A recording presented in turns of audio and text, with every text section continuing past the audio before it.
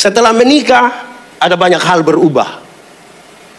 Waktu kita masih muda, pacaran dengan nikah tuh berbeda sekali. Waktu masih pacaran, yang laki-laki bisa bawa bunga, apalagi kalau bulan Februari, dia sembunyi di belakang begini, pakai berlutut dengan romantis sekali. Dia bilang apa? I love you. Itu pacaran. Sudah nikah, paling-paling dia pulang, dia bawa bunga pepaya. Itu pun dia buang di situ, baru dia bilang, kau tumis, kau makan, saya sudah dengan teman-teman. Berubah nanti.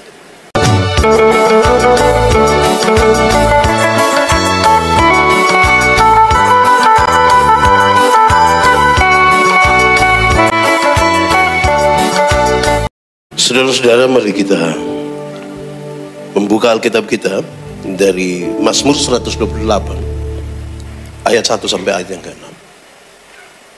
Mazmur 128 ayat 1 sampai ayat yang ke-6.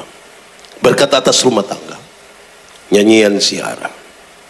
Berbahagialah setiap orang yang takut akan Tuhan, yang hidup menurut jalan yang ditunjukkannya. Apabila engkau memakan hasil jerih payah tanganmu, berbahagialah engkau dan baiklah keadaanmu. Istrimu akan menjadi seperti pohon anggur yang subur di dalam rumahmu. Anak-anakmu seperti tunas pohon zaitun sekeliling mejamu. Sesungguhnya demikianlah akan diberkati orang laki-laki yang takut akan Tuhan. Kiranya Tuhan memberkati engkau dari Sion, supaya engkau melihat kebahagiaan Yerusalem seumur hidupmu, dan melihat anak-anak dari anak-anakmu, damai sejahtera atas Israel. Demikian firman Tuhan. Berbahagia setiap orang yang mendengar firman, memelihara dan melakukan dalam hidup setiap hari. Shalom. Wajrike, shalom. Saya bersyukur sekali kan diberi kesempatan hari ini 4 kali akan menyampaikan kebenaran firman Tuhan. Di bagian yang paling pertama kita akan berbicara tentang keluarga, sebab tidak pernah kebetulan Tuhan memberikan kepada kita keluarga. Amin. Saya mulai dengan mengatakan ini, dan ini sebuah pertanyaan penting bagi kita. Apakah saudara bahagia? Yakin bahagia? Benar-benar bahagia? Lalu pertanyaannya adalah, bahagia seperti apa yang saudara maksudkan? Apakah karena kita punya istri cantik sekali lantas itu bahagia? Belum tentu juga. Ada banyak yang cantik bikin pusing kami suami. Apakah karena kita kaya sekali lantas bahagia? Tidak juga. Ada banyak orang kaya tambah gelisah. Pada akhirnya kita akan bertanya, apa kata Alkitab tentang kebahagiaan sebuah rumah tangga, dan cara untuk seperti itu apa? Pembacaan ini menarik. Kenapa? Kan dia kasih tahu ada 4 hal yang menjadi bagian penting kalau sebuah rumah tangga bahagia. 1, rumah tangga yang bahagia itu kalau takut akan Tuhan. Sama-sama 1, 2, 3. Kalau takut akan Tuhan. Suami-suami yang takut akan Tuhan tidak pernah akan menampar istrinya sekalipun dia terlalu marah. Di sini ada suami biasa tampar istri? Atau saya balik pertanyaannya, ibu-ibu yang biasa ditampar suami boleh angkat tangan. Jangan coba-coba berani angkat tangan pulang kena pukul ulang. Saya tidak tanggung jawab. Istri-istri yang takut Tuhan tidak akan pernah memaki suaminya sekalipun dia terlalu marah. Bahagia kan? Aman itu. 1, bahagia kalau apa? Takut akan Tuhan. Yang kedua, rumah tangga yang bahagia itu kalau makan dari jerih payah tangan sendiri. Sama-sama, kalau apa? Makan dari jerih payah tangan sendiri, itu bahagia. Pakai kalimat terbalik yang ingin mengatakan, jadi orang-orang yang hanya harap pada warisan tidak akan bahagia. Anak-anak yang harap warisan itu tiap hari bangun tidur pertanyaannya hanya 1, kapan papa mati? Jadi kalau tiap hari hanya tanya kapan papa mati, kapan papa mati, kapan papa mati, lama-lama papa belum mati, dia mati duluan. Amin. Saudara tinggal di rumah yang fasilitas lengkap sekali, mewah sekali, tapi itu kalau belum dari hasil jerih payah tanganmu, belum bahagia. Saudara tinggal di rumah sendiri, ukuran hanya 3x3, tidak ada plafon, masuk langsung keringat. Tapi kalau itu rumah hasil jerih payah sendiri, saudara boleh tulis di situ, rumahku, istanaku. Bahagia kan? Saya ingat saya punya bapak, saya lahir besar di Timor. Dulu tidak ada handphone, ada telepon rumah. Malam-malam orang telepon, selamat malam om, yo, bisa bicara dengan Yandi. Papa bilang Yandi tidak ada. Tapi betul ini dia tinggal di rumah ini? Tidak, dia hanya menumpang di sini. Karena itu terjadi beberapa kali. Terus saya tanya papa, sebenarnya saya ini anak siapa? Karena Karena orang tanya, papa bilang dia menumpang di sini, menumpang di sini. Terus papa jawab dengan ringan saja, kamu anak laki-laki 3 orang. Kalau kakak yang pertama menikah 1 perempuan, baru datang ke rumah ini, kan dia rasa rumahnya. Kakak kedua kawin 1 perempuan, baru datang lagi ke sini, kan dia rasa rumahnya. Engkau juga kawin 1 perempuan, baru datang lagi ke sini, kan rasa rumah. Kita tinggal tunggu kapan kamu 3 baku bunuh gara-gara ini rumah. Padahal rumah ini saya punya. Saya pikir ya masuk akal juga. Sudah 2. Pertama, rumah yang bahagia kalau apa? Takut Tuhan. Yang kedua, bahagia kalau apa? Makan dari jeripaya tangan sendiri. Yang ketiga, pembacaan tadi mengisyaratkan dengan baik. Rumah yang berbahagia itu adalah kalau istrinya seperti pohon anggur yang subur di rumah. Istrinya seperti? Ini lambang sukacita. Istri-istri itu kalau diingat suami bahagia. Suami mau tugas ke Surabaya, ke Jakarta, ke Denpasar, ke kemanapun, tinggal di hotel mewah, spray dari Sutra, selimut dari Sutra, sarung bantal dari Sutra, berbau harum sekali, tapi dia tidak lupa sarung bantal di mana? Rumah. Padahal mungkin bau ludah mungkin, atau mungkin bau keringat, tapi dia ingat karena kesukaannya ada di rumah. Bahagia kan? Istrinya seperti pohon anggur yang subur. Dia punya badan mau subur atau tidak itu tidak penting. Yang penting dia menjadi sukacita bagi suami. Sudah 4. Yang terakhir, menurut pembacaan ini menarik. Rumah tangga yang bahagia adalah kalau anak-anaknya seperti tunas-tunas pohon zaitun. Pohon zaitun menghasilkan minyak zaitun, dan salah satu fungsi terbaik dari minyak zaitun ialah menyembuhkan luka. Kalau anak-anak dapat menyembuhkan luka dari orang tuanya, bahagia. Paling tidak ada 2 hal. Kalau harapan-harapan dan cita-cita orang tua bisa dipenuhi oleh anak-anaknya, bahagia rumah itu.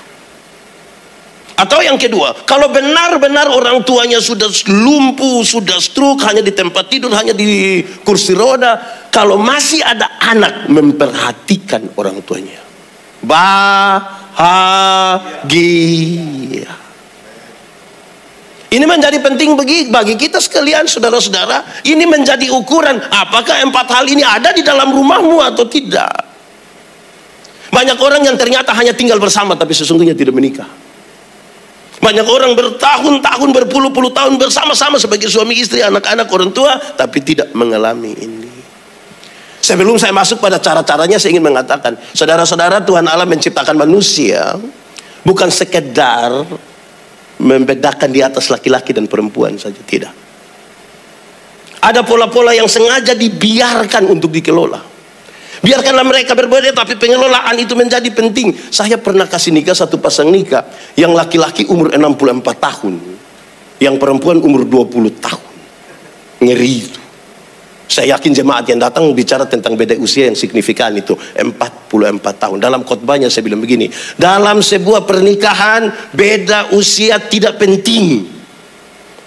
Yang lebih penting adalah mereka harus beda jenis kelamin. Itu lebih penting.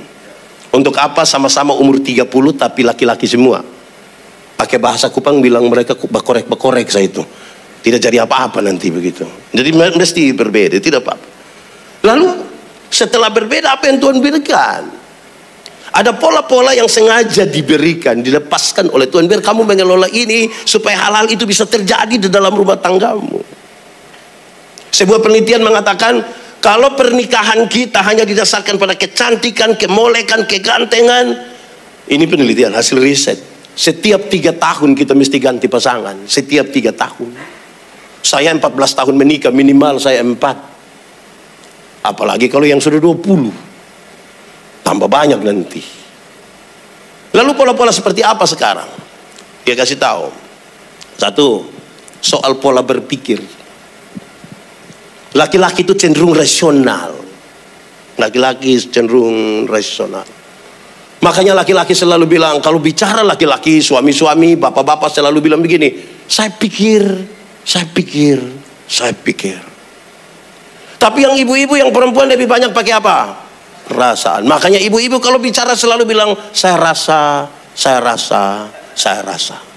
Bayangkan kalau nikah 20 tahun, 1 hanya saya pikir, 1 hanya saya rasa. Lama-lama tetangga-tetangga bilang, sudah rasa kamu. Hidup tidak bisa pakai apa yang kita pikir saja. Penyeimbangnya adalah perasaan. Hidup juga tidak bisa pakai perasaan saja. Penyeimbangnya adalah logika. Saudara-saudara, saya melayani di satu pulau kecil di selatan NTT. Kami biasa ibadah rumah tangga itu, orang-orang satu kampung besar akan ikut di situ. Mereka buka tikar yang besar, kami pergi semua duduk bersila di situ. Lampu yang paling besar taruh di mana yang pimpin ibadah. Hari Senin, hari Rabu, hari Jumat, satu minggu itu dilakukan 3 kali. Hari itu saya pergi, jemaat sudah banyak-banyak, kami duduk di situ, kami mulai beribadah, saya mulai berkhotbah, mereka senyum-senyum, saya yakin ini pasti khotbah masuk gini. Yang menarik adalah kami selesai ibadah, mereka masih senyum-senyum juga. Saya jadi gelisah, saya tanya, jemaat, yo, kenapa kamu senyum-senyum? Mereka tambah senyum lagi. Terus saya tanya seorang pekerja gereja, diaken, saya bilang, Welwin Cerio, saya pakai nama kampung, saya bilang, Nadao, kamu tertawa apa? Kamu senyum-senyum apa? Dia ambil satu pena, dia tulis di satu kertas kecil, dia datang kasih saya penasaran sekali. Saya coba buka, ternyata dia tulis, maaf, Bapak punya seliting tidak tarik itu. Saya macam mau tampar dia itu. Kita 1 jam bersama-sama di sini, kau lihat ada masalah di saya, engkau diam-diam. Saya mau tanya saudara, kenapa dia tidak kasih tahu saya? Kenapa dia tidak kasih tahu saya? Soal apa? Hanya satu kata apa? Perasaan. Kalau itu terjadi sekarang saya tanya, tadi ibadah mereka baik? Tidak. Mereka terganggu dengan sesuatu yang hanya karena perasaan tidak mampu mereka sampaikan. Kadang-kadang karena hormat kita kepada seseorang, karena kedekatan kita, kita perasaan menyampaikan sesuatu padahal kita tahu itu salah. Padahal itu tidak benar. Hanya karena ini perasaan. Untuk itulah seorang suami, seorang istri bersama-sama supaya menyeimbangkan antara apa yang dia pikirkan dan apa yang dirasa. Yang kedua, soal pola kerja. Laki-laki itu cenderung pekerja tunggal. Laki-laki cenderung pekerja tunggal. Suami-suami ini hanya pergi ke kantor saja. Kami bapak-bapak hanya pergi ke kantor saja. Tapi kalau kami pulang, kami rasa kami telah kerja di seluruh dunia dan segala isinya. Kami merasa kami berjasa sekali itu. Terus pas ibu sampai, ibu sama anak-anak, saya keluar sedikit. Kemana? Ketemu teman-teman. Kasih tinggal kami sedikit. Tadi saya sudah kerja itu. Satu. Suami-suami itu polanya tunggal. Kami di kampung itu, kalau tamu datang baru naik tangga terakhir, suami akan bilang kepada ibu, ibu, yo, kopi. Padahal kopi tidak ada. Nanti setelah tamu pulang, ibu bilang begini, papa lain kali itu kalau mau bilang, tanya-tanya kami di belakang. Terus papa dengan santainya bilang begini, itu hari saya sudah beli itu. Iya, papa beli 6 bulan lalu. Papa pikir beli sekali untuk seumur hidup. Karena polanya tunggal. Beda dengan ibu-ibu. Ibu-ibu itu polanya jamak. Bangun pagi, bisa siap anak-anak ke sekolah. Bisa siap suami. Bisa sambil setrika, siap sarapan, siap makan siang. Bisa sambil foto-foto, update status sekaligus. Saya tidak tahu tangan mereka ada berapa. Tapi itu bukan untuk dibandingkan. Untuk dikelola. Saya ketemu banyak ibu-ibu kalau ada di swalayan sama-sama suami, kalau mereka sampai di kasir mau bayar 53.500. Kalau ibu yang bayar, dia tanya berapa? 53.500. Dia buka dompet cari-cari yang 50. Terus dia tanya lagi berapa? 3.500. Dia cari-cari lagi yang 3.000 lagi. Dia cari-cari lagi kalau boleh ada yang kecil-kecil dia kasih. Detail sekali. Beda kalau kami bapak-bapak bayar. Berapa? 53.500. Dia ambil uang berapa? Oh, tahu juga. Ya memang begitu karena soal polanya. Ketiga, soal pola bicara. Laki-laki cenderung pendiam. Laki-laki cenderung pendiam. Secerewet-cerewetnya laki-laki dia masih disebut pendiam. Sebuah penelitian mengatakan seorang laki-laki kalau satu hari bicara kira-kira 7.000 kata. Berapa ribu? Tapi seorang perempuan satu hari kalau bicara minimal sekurang-kurangnya 21.000 kata. Saudara bayangkan suami 7.000, istri Pagi-pagi anak-anak sudah pergi ke sekolah, suami sudah ke kantor, ibu tinggal sendiri di rumah, mau 21.000 sama siapa? Rata-rata suami pulang jam berapa ke rumah? Rata-rata suami sampai rumah jam berapa? Taruhlah jam 6 sore, ibu sedia mau kasih keluar yang 3.000 duluan. Terus dia sambut papa di pintu, papa dia buka, terus dia bilang, "Pak." Terus papa bilang, "Hah? Di kantor tadi baik." Terus papa bilang, "Kau kepala kantor?" Kalau pola komunikasi kita macam begini, saudara, saya kira kita sementara membangun sesuatu yang bermasalah dalam rumah tangga kita. Menara Babel tidak selesai dibangun bukan karena kurang uang, bukan karena kurang tenaga kerja, bukan karena kurang material. Hanya satu, karena terputusnya komunikasi di antara mereka. Komunikasi. 4, soal pola mengingat. Laki-laki itu cenderung cepat lupa. Kami suami-suami, kami laki-laki, kami bapak-bapak ini cenderung cepat lupa. Kami baru kunci mobil, tek, jalan 30 langkah terus kami kaget. Tidak tahu saya kunci belum. Dia balik, dia kunci ulang. Karena cenderung cepat. Makanya ibu-ibu mohon maaf sekali, kami bapak-bapak ini kalau di luar rumah kami lupa kalau kami ada istri. Maksudnya kalau kami cerita sama teman, kami lupa kalau ada janjian dengan ibu mau keluar. Jangan terlalu negatif juga dengan kami lah. Laki-laki cenderung cepat, tapi seorang perempuan ingatannya tajam sekali. Setajam, kalau ada suami bilang kepada istrinya, "Ma, orang seperti saya tidak pernah marah istri." Yang protes pasti istrinya. Tidak pernah apa? Memang tidak pernah. Pernah. Yang mana? Waktu itu. Waktu itu mana? Tahun 1900 itu dia ingat sekali.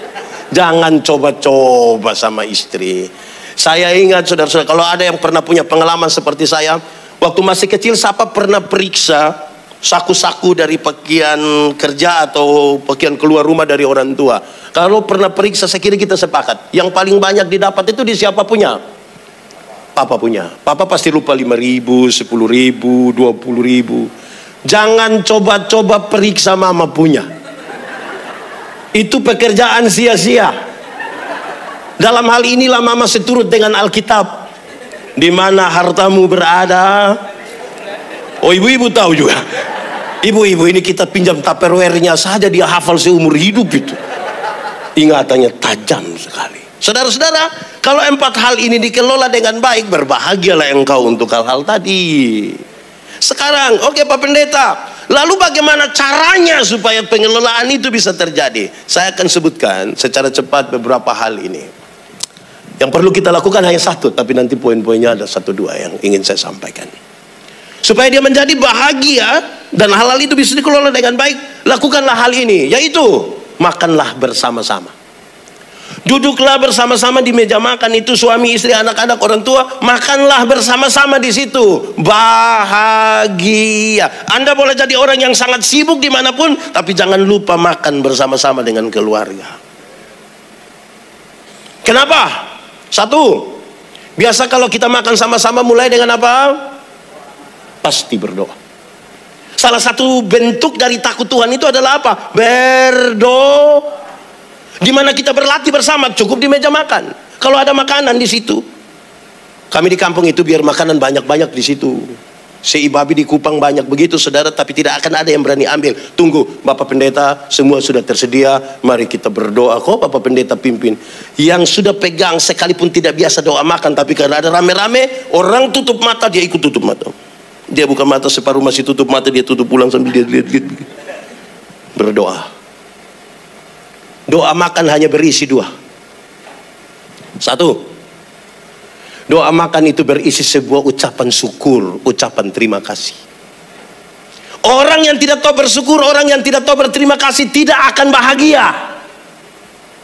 Cara terbaik menikmati hidup ini adalah bersyukur. Saya mau tanya kepada kita dulu, bapak-bapak. Di sini tidak ada bapak-bapak. Bapak-bapak, terima kasih itu baik atau tidak? Baik. Kalau begitu saya tanya, siapa yang di rumah setelah istrinya siap sarapan dia bilang, "Ibu, terima kasih"? Ada? Makanya saya lihat ibu-ibu tertekanin. Yang aneh dari kami bapak-bapak, ibu siap sarapan, kami tidak terima kasih. Tapi kalau dia pergi ke warung, istirahat kantor, makan, sudah bayar lagi, terima kasih lagi. Terus dia janji itu orang, Mbak, besok saya datang lagi. Bagaimana mau bahagia? Saya mau bilang kepada bapak-bapak, coba sebentar atau sebentar malam pulang, di rumah, ibu siap sarapan, ibu siap makanan. Coba dengan yakin sekali, papa bilang kepada mama, sayang, terima kasih. Kalau itu bapak-bapak ucapkan, saya yakin-yakinnya ibu-ibu itu akan pikiran sekali. Paling tidak dia punya pikiran dua. Satu, dia pasti berpikir begini, tidak tahu roh apa sudah naik saya ke suami, sampai tiba-tiba dia bisa ucapkan. Karena tidak pernah diucapkan. Atau yang kedua, jangan-jangan ibu pikir begini, jangan-jangan ini hari terakhir ya. Jadi tiba-tiba dia bisa ucapkan dia yang baik. Di doa makan itu kita belajar apa? Terima kasih, bersyukur. Ada orang tahu menjadi kaya tapi tidak tahu menjadi bahagia. Ada orang tahu mengumpulkan uang yang banyak tapi tidak tahu cara menikmati. Kenapa? Karena tidak tahu bersyukur.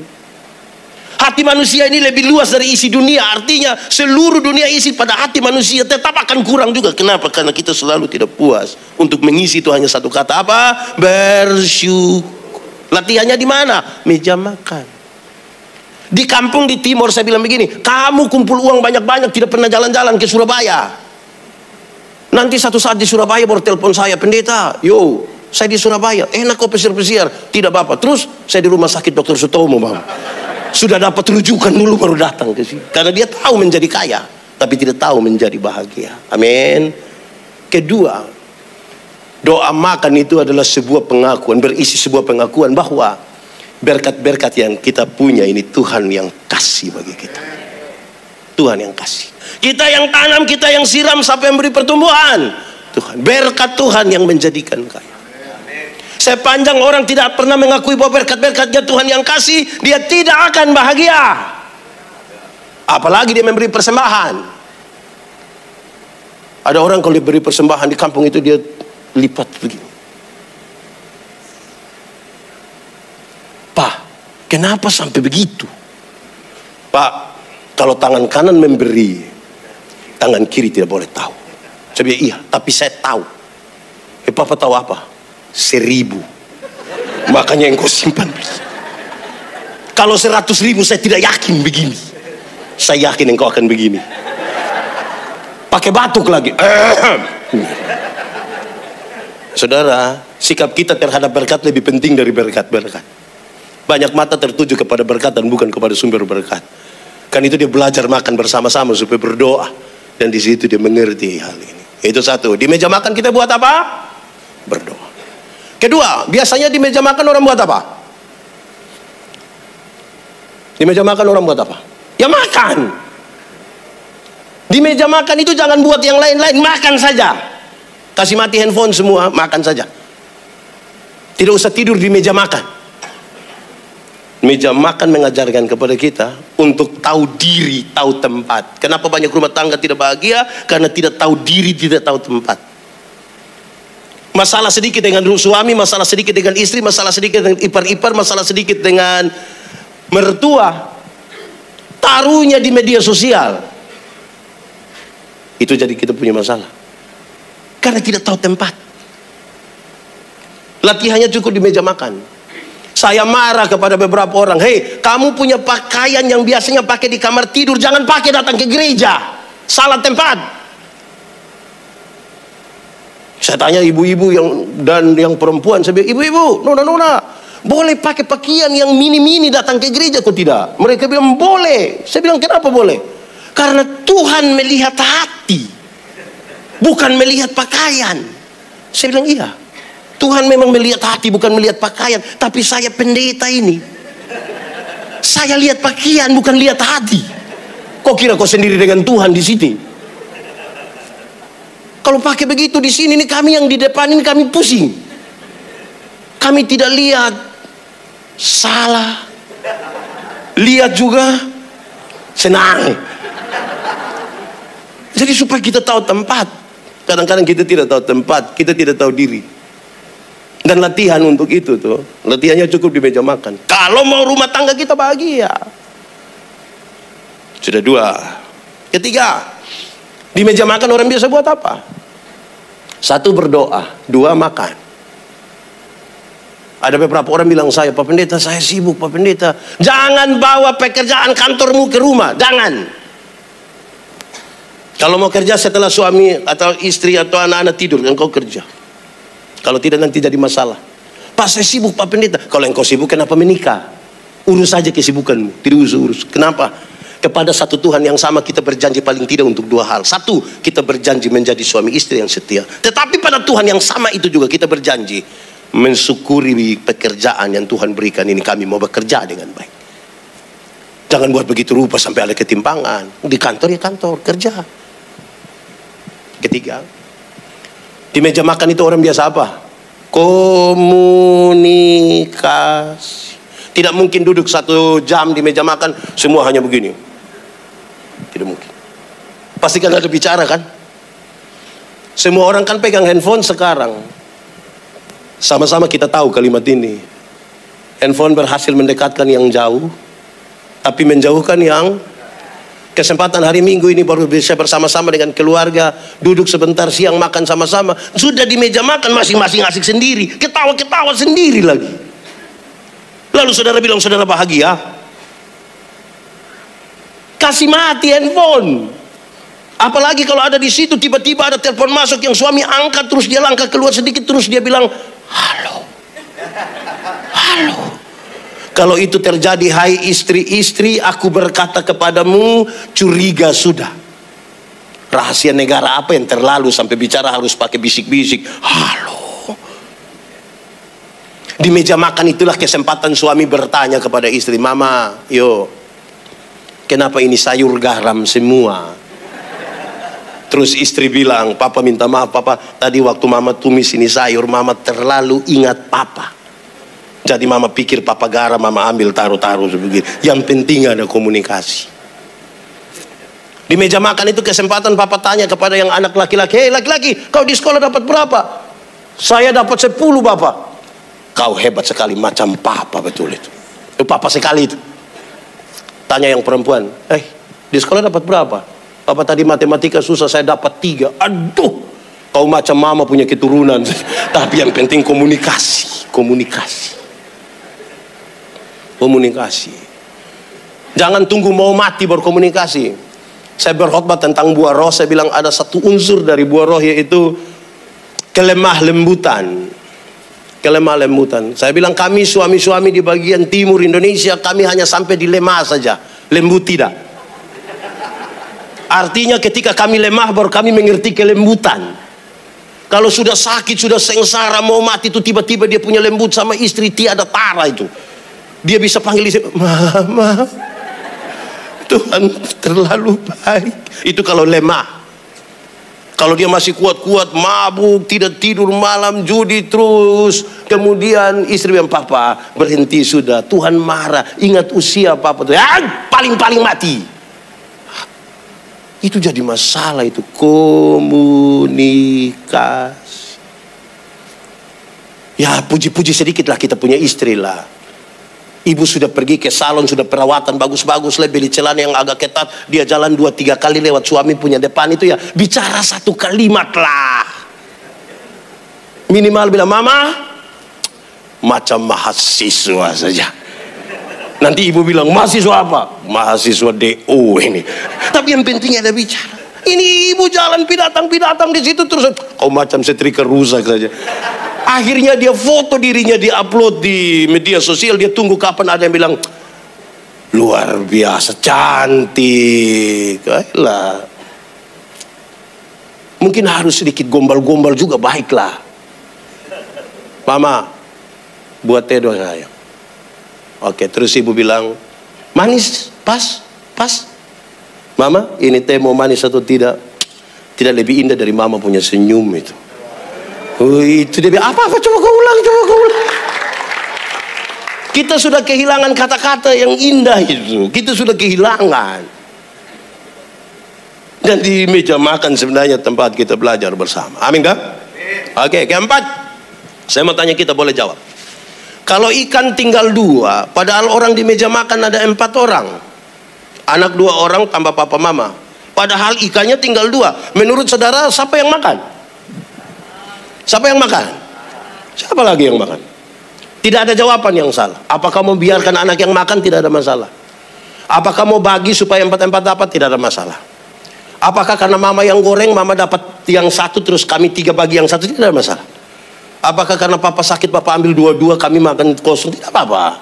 Tapi di meja makan itulah kita belajar mengingat orang lain. Belajar apa? Ya. Biasa rumah yang tidak bahagia itu kan satu tidak ingat yang lain. Anak-anak kita utus mereka sekolah jauh-jauh ke luar negeri dengan harapan mereka bisa selalu ada komunikasi. Ternyata mereka telepon pada waktu. Kira-kira begitu. Kalau masing-masing saling mengingat seorang dengan yang lain, ya jadi bagus. Karena ingat orang lain. Biasanya kita tidak saling mengingat, itu jadi soal kita. Bagaimana mau bahagia? Saudara-saudara, sebegitu pentingkah? Iya. Akan tiba waktunya seorang perempuan meninggalkan ayah ibunya untuk bersatu dengan suami. Begitupun sebaliknya. Sebegitu pentingnya itu keluarga, sampai keluarga yang paling penting orang tua saja kita tinggalkan untuk hidup bersama-sama. Kalau sudah tidak ada komunikasi, kata kunci dari sebuah relasi itu adalah komunikasi. Terakhir, saya melayani di satu pulau. Kami biasa makan di Emukelaga. Emukelaga itu artinya rumah panggung. Mau naik ke atas, kami buka sepatu, buka sendal, duduk bersila, makan di situ, makan di situ. Karena itu dilakukan terus-menerus, saudara-saudara. Setiap kali pulang kampung, lihat papa mama, kami makan di meja makan, saya punya kecenderungan angkat kaki. Setiap kali ini lutut lebih sedikit dari meja makan, papa selalu bilang begini, kau punya lutut bagus sekali. Kami makan sambil bicara, tapi kalau makanan masih ada di dalam mulut, kami paksa bicara, papa selalu, suara dari mana, makanan dari mana? Berulang beberapa kali dan kemudian saya ambil kesimpulan. Ternyata di meja makan itu kita belajar etika dan moral. Di meja makan kita belajar apa? Semua rumah tangga itu punya masalah. Bertengkar, berkelahi, semua rumah tangga ada. Tapi yang punya etika dan moral berbeda dengan yang tidak punya etika dan tidak punya moral. Dan belajarnya cukup di meja makan.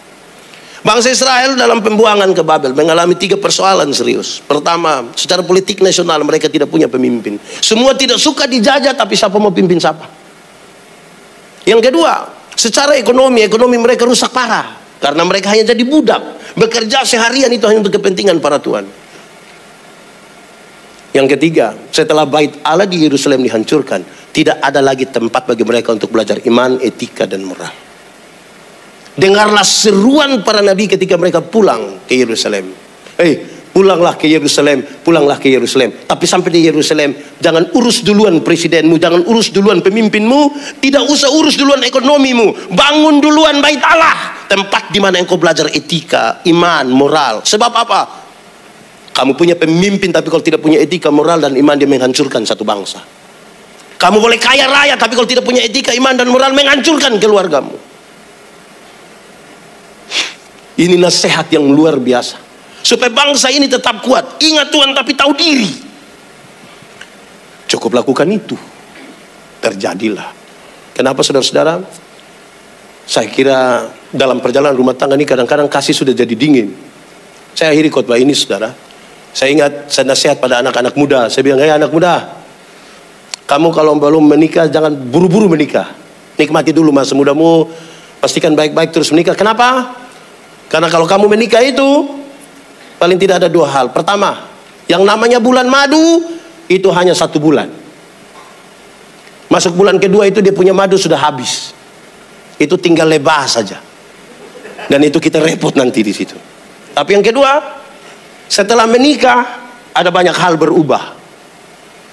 Waktu kita masih muda pacaran dengan nikah itu berbeda sekali. Waktu masih pacaran, yang laki-laki bisa bawa bunga, apalagi kalau bulan Februari, dia sembunyi di belakang begini, pakai berlutut dengan romantis sekali. Dia bilang apa? I love you. Itu pacaran. Sudah nikah paling-paling dia pulang dia bawa bunga pepaya. Itu pun dia buang di situ, baru dia bilang, kau tumis, kau makan, saya sudah dengan teman-teman. Berubah nanti. Waktu masih pacaran, yang perempuan berani terantuk sedikit di batu, yang laki-laki bisa marah batu. Batu kau, batu. Pacaran. Sudah menikah, jalan sama-sama dengan istri-istri, terantuk sedikit, dia marah. Kau taruh mata di mana kau? Dasar turunan buta. Akan ada berubah. Waktu masih pacaran, yang perempuan belum jatuh, yang laki-laki sudah tangkap. Kadang-kadang pakai minta tolong. Non, yuk jatuh dulu. Dia mau pacaran. Sudah menikah, naik motor sama-sama, tabrak anjing, jatuh. Suami ambil motor, tidak ambil istri. Istri protes, papa bagaimana ambil motor tidak ambil saya? Minta maaf sayang, mama sudah lunas tapi motor ini. Ini masih 17 kali ini deh. Akan ada banyak hal berubah kalau kita tidak biasa berlatih bersama. Ternyata kita hanya tinggal serumah. Dan kita bukan membangun sebuah pernikahan yang memuliakan Tuhan Allah. Amin. Mari kita tunduk kepala di hadapan Tuhan. Kita berdoa. Bapa di sorga, kami bersyukur kepadamu. Kesempatan kami belajar dari firman-Mu. Kami sangat terbatas, tapi kami percaya Tuhan tidak terbatas bagi kami. Engkau bekerja oleh Roh-Mu yang kudus. Bukan saja membuat kami mengerti firman-Mu, tapi lebih dari itu, kami menjadi pelaku-pelaku firman Tuhan. Diberkati semua yang datang hari ini. Kami berdoa biar firman-Mu bertumbuh dan berbuah dalam hidup kami. Dan firman-Mu jadi pelita bagi kaki kami. Sekaligus terang bagi jalan kami. Terpujilah nama Tuhan. Di dalam nama Yesus kami berdoa. Amin.